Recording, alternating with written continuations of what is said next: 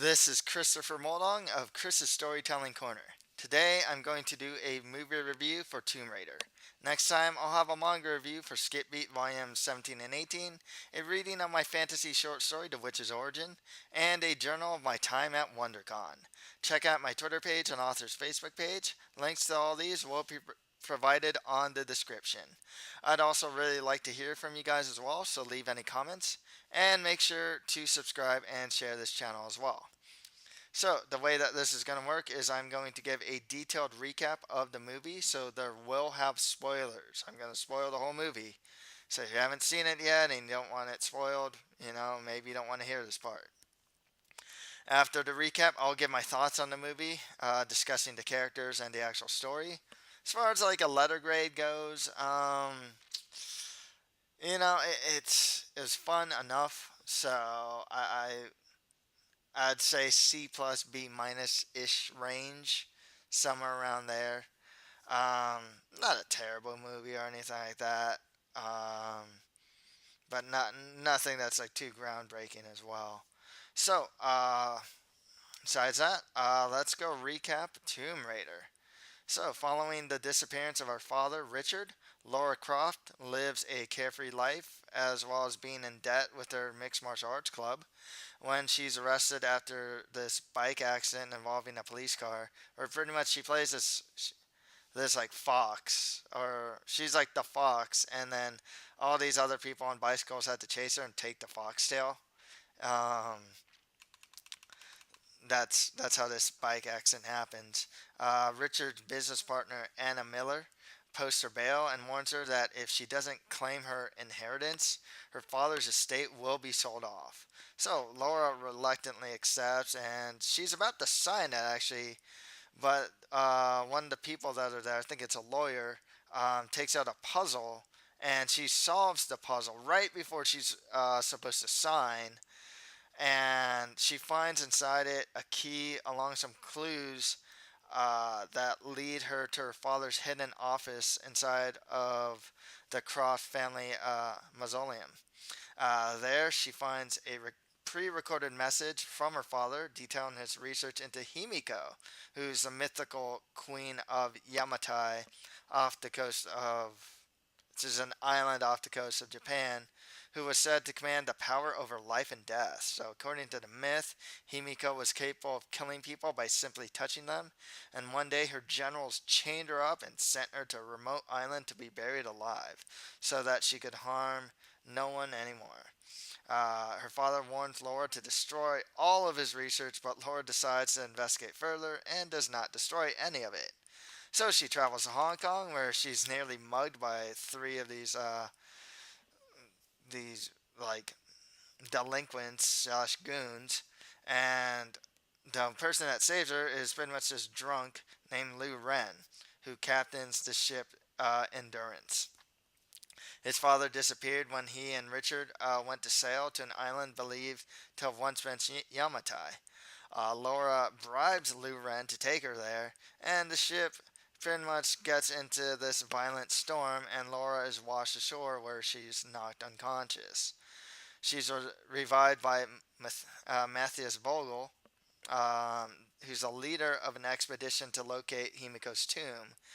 The expedition has been funded by the shadowy organization called Trinity that seeks to harness and weaponize Himiko's power. Vogel takes Laura prisoner, and Lou Ren actually, claiming that he killed her father and intends to use her father's research to continue his expedition. Laura escapes with the help of Lou Ren, who also survived the storm. Found out Vogel had killed his father and had been put to work with the local fishermen digging it for Himiko's tomb. She pretty much evades capture, but is seriously wounded, like through the stomach, and in the process passes out from her injuries. Laura then regains consciousness and is forced to kill uh, one of the henchmen that's looking for her, Rocket, who's a part of Trinity and one of the guards. And she's nearly discovered by a mysterious figure and follows this mysterious figure. Um, so she discovers that the figure is actually her father, who has himself been held captive on Yamatai. He has no way of getting off the island. And after convincing her father that she's real, Richard treats her injuries, and despite his protest, Laura sets off to recover his research from Vogel's camp, uh, pretty much taking her with her bow and arrow. Laura makes contact with Lu Ren, and he, along with the fisherman, stage distractions, allowing Laura to infiltrate the Trinity camp and recover her father's research. So, in all the chaos, Richard makes his way to the tomb, but is captured by Vogel, who persuades Laura to open Himiko's tomb. It's pretty much, you open the tomb, or else I kill your father. So it's Laura, her father, Vogel, and some goons, so their party pretty much navigate a series of booby traps before locating Himiko's sarcophagus, and two Trinity soldiers attempt to remove her corpse but become infected by Himiko's power over death, which is so potent that mere physical contact instigates immediate bodily disintegration. It's like this disease. It turns out that Himiko was not actually a witch who could kill people with a touch, according to myth, but rather a carrier of such a deadly disease that was spread by touch. So, contrary to popular belief, she chose to be buried alive in order to save her people from certain death. The infected soldiers, now out of control, are just pretty much shot by Vogel, who then concludes that he cannot remove Himiko's body, so instead settles for detaching a finger, which he bags and places in his shirt pocket. Um, in the confusion, Laura and her father overpower the remaining soldiers, and Vogel escapes, and Richard becomes infected. Richard knows that there's no cure, so he proposes destroying Himiko's tomb to prevent the virus spreading across the world. And Laura gives chase to Vogel, confronts him as her father sets off a bomb, and kills himself and steals the tomb. Laura defeats Vogel in a fight, and Laura pulls Himiko's bag finger from his pocket and shoves it down his throat before kicking him down a chasm just as the infection takes over. She's rescued by Lu Ren and the fisherman, who then pretty much commandeer a Trinity helicopter to escape the island. Pretty much Vogel, once they found the tomb, or Vogel called Trinity to get a copter for them, like a rescue team for them. So Laura returns to London, where she formally accepts her inheritance and inadvertently discovers that Trinity's front company is actually owned by Croft Holdings, because Croft owns a lot of businesses. Um, she proceeds to investigate Trinity further among her father's files and begins to that, uh, that suspect that Anna Miller is one of their agents who manipulated her into accepting her inheritance in order to have Laura sign over control of Croft Holdings to her. Um, so now that she knows about Trinity and whatnot, and the ruthlessness and whatnot, she prepares for her next adventure to thwart their sinister plans.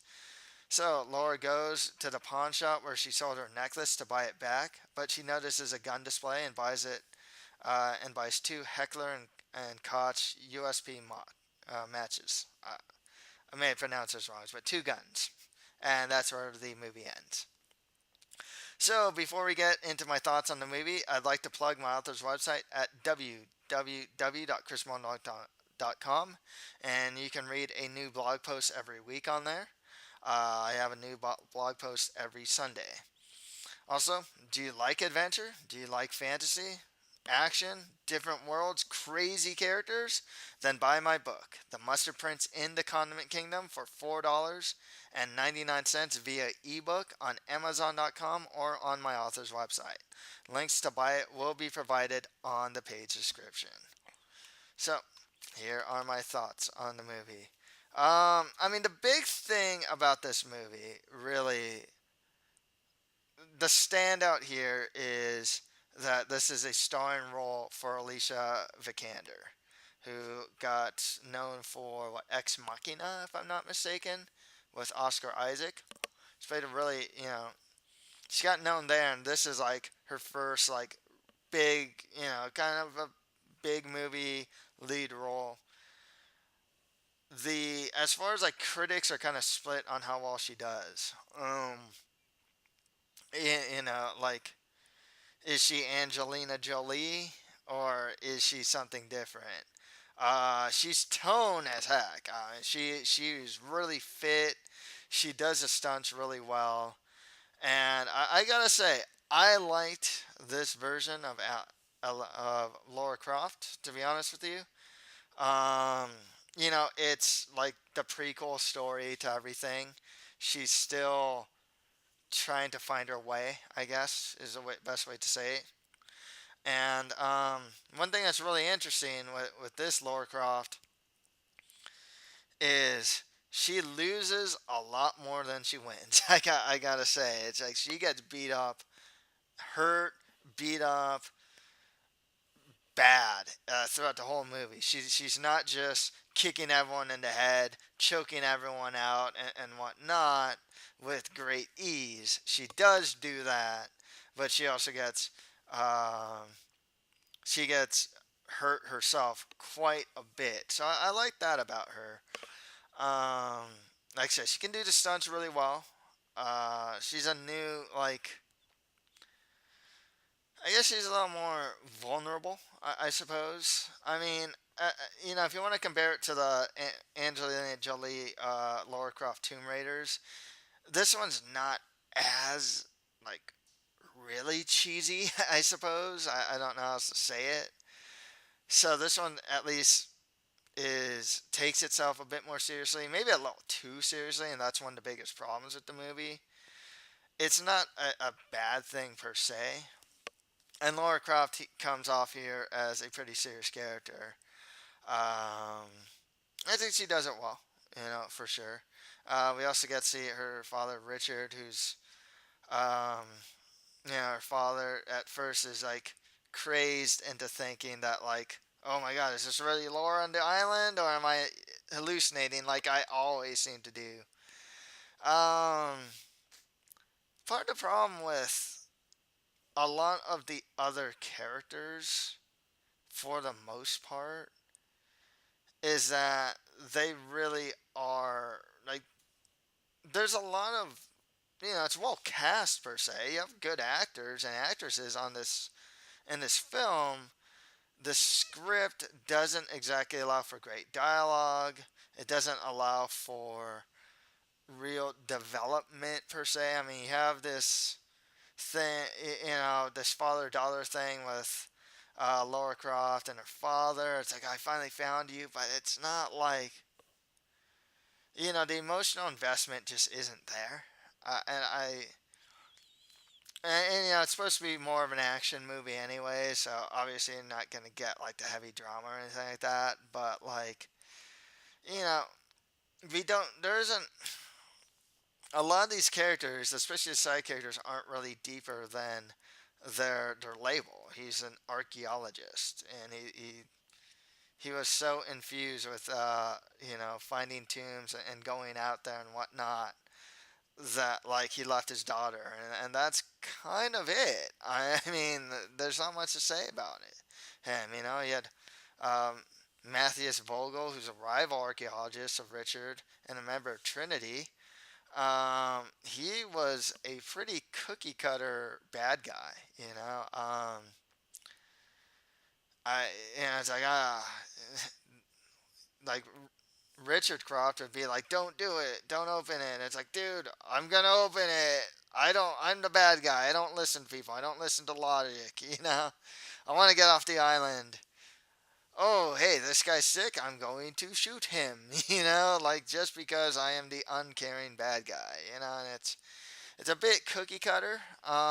Once again, it's kind of to be expected in this type of movie. I mean, we're not expecting, you know, like next level characterization, I suppose, but at the same time, like they really, there's this weird like either or thing going on with a lot of these movies. A lot of like action movies that come out where it really is just like, okay, you're either just gonna be like this one-dimensional bad guy, or you're gonna be like, um, yeah, like pretty much just a one-dimensional bad guy, or else maybe he can be a little like a pretty well-developed character. There's not like middle ground with this guy, per se. And that goes with a lot of these characters, you know. Yeah, Jen, Daniel Wu as Lu Ren, who's the ship captain who helps Laura. Um, I can't really tell if they're friends, you know. Like that was the thing. Like Lu Ren's just kind of helping Laura. It's like, does he think she's hot and that's why he's helping her? I mean, I guess there's a father connection and whatnot, but it really is a case of like, once again, they haven't really developed this guy's character.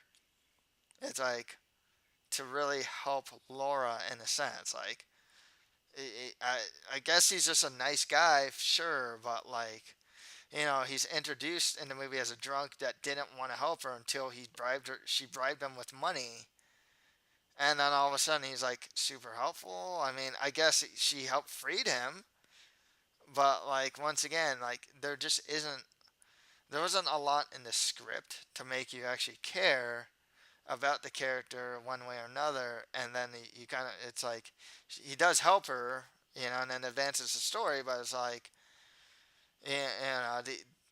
I didn't get the impression that like, you know, they're like great friends or anything like that. I gotta help Laura, you know, can't see her die or something that to that nature, you know. It's not like that. It's just kind of like he just kind of decides to help her in a sense. Kristen Scott Thomas is there as Anna Miller. She doesn't get much there. She right when the movie kind of began, me and my friend who watched it, we kind of suspected that there may have been something about her. She seemed really quick to want Lara Croft to like sign over the inheritance or sign the inheritance, and you're just kind of like, huh, why is that? You know, she's not her mom. She's just an associate of Richard's. And it turns out that she's pretty much more more or less going to be someone from Trinity, you know? Maybe the head honcho of Trinity for all we know. I don't really know. We also saw a pawn shop owner and gun salesman named Max. I thought he was one of the funnier characters, played by Nick Frost. Um, you know, like I said, he's you don't get to see him a lot, but definitely stood out. He's just a funny guy. Um, didn't get much dialogue, but what he did get, he stood out as like kind of funny, kind of sarcastic, a bit mean, but like an actual character, and that's what I kind of I thought that was you know, I don't know what to say. Like he was hardly in it, but I thought he just stood out more than some of the other characters. To be honest with you. I kept mentioning the plot, you know, about this movie, and I have to agree with some of the critics. There's just a lot of holes in the plot, you know.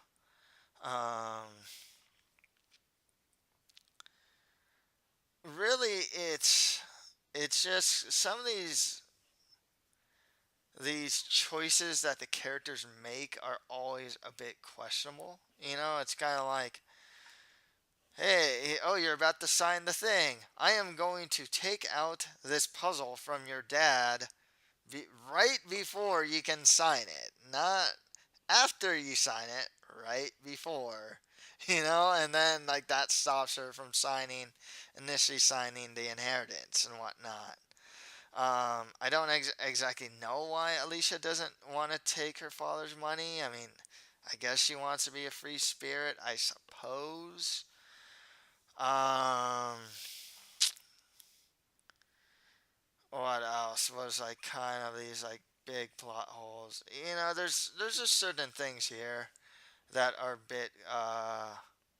bit questionable. Just it's more of a case of like, why did you or why didn't you do that type of deal. It's like, oh hey, you're able to shoot the bad guy. Why didn't you shoot him? You know, like that type of thing. Or the bad guy. Why don't you shoot the? Why don't you just kill the protagonist? Like I don't understand. What's the point of that? Um, so there's just stuff like that. Um, the script wasn't great. I mean, the writing just wasn't that great. This is why this movie could have probably just been better. I know I'm bagging the movie right now, but I thought it was a fun movie. Honestly, I thought it was a really fun movie. They replaced. I mean, they didn't replace. They had a good amount of action, but there was a lot of escape sequences where just like, oh, Laura has to escape a plane.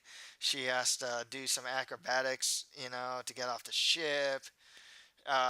She has to do like pretty much parkour, to chase after like these three goons that stole her backpack and whatnot. So,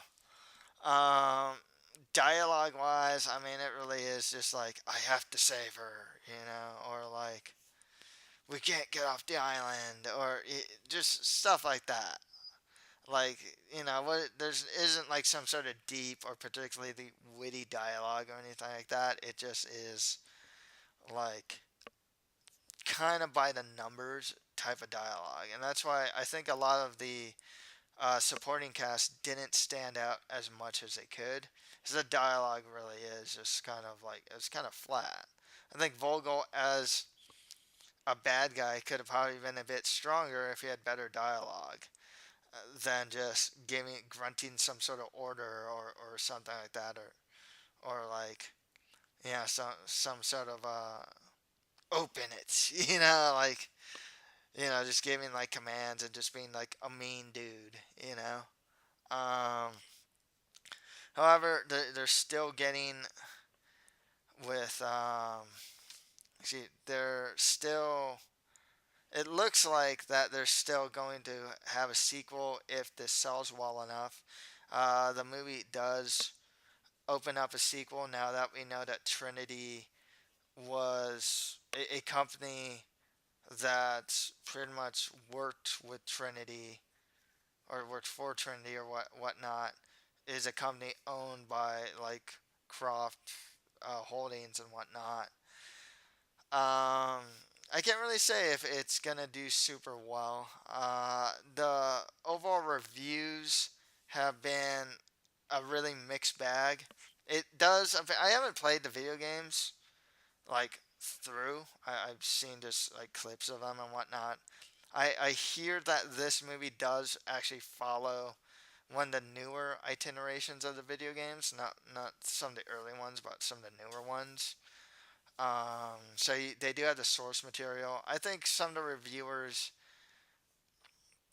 one guy, there's some guys that said it best. It's kind of like, okay, like your premise is to rob, like raid tombs. I mean, really, that's the premise of of like the whole idea of Tomb Raider. You're raiding tombs. How fun can that really be? You know. I mean, you can have the booby traps and whatnot. I guess, like, granted, like Indiana Jones managed to do it. Mummy kind of did it, but Mummy didn't really. The original Mummy, at least, didn't really take itself that seriously. This one does take itself quite seriously for a good reason. Like I said, I might be bagging on the movie, but I actually thought it was pretty fun overall. I mean, it kept my interest up. I wouldn't necessarily recommend that you watch it in the theaters. It's probably a better rental, unless you really want to just watch something like turn off your brain and watch like an action movie. Hey, this isn't the worst thing to do. Like I said, I think Alicia Vikander's actually pretty good in this role. In that sense, I do want to see a sequel. I want to see her succeed. She seems new, up and coming. I think she's really up to do this role at the very least. Um, some better dialogue would help. You know, um, just things with the script and the plot and whatnot would kind of help the movie go from like decent action movie to like, wow, this could really be a good this could be like a franchise, and um, like I said, I I don't know if it's really tough to say if this one's gonna have a sequel. I don't know how popular it's gonna be. I was in a small theater. It actually did sell out, but it was a pretty small theater. So that's a good sign. Like I said, not a bad movie. Like I said, I might be bagging on it. Not a bad movie. It's just not a great one. I think the script really the dialogue especially just kind of holds it back. In a sense, there's nothing wrong. It's an action movie. There's nothing wrong with it having a relatively simple plot. Um, the standout of the movie is the main character, which is actually a pretty good thing. I think she does it well. So yeah, we'll see what happens as far as if this can be something of a franchise or not. So that's all for today. If you like this, don't forget to subscribe, share, and comment to this channel. Thank you for listening to this movie review. Next time, I will have a manga review for Skip Beat Volumes 17 and 18, a reading of my short story, The Witch's Origin, and a journal for my time at WonderCon. Thank you, and until next time.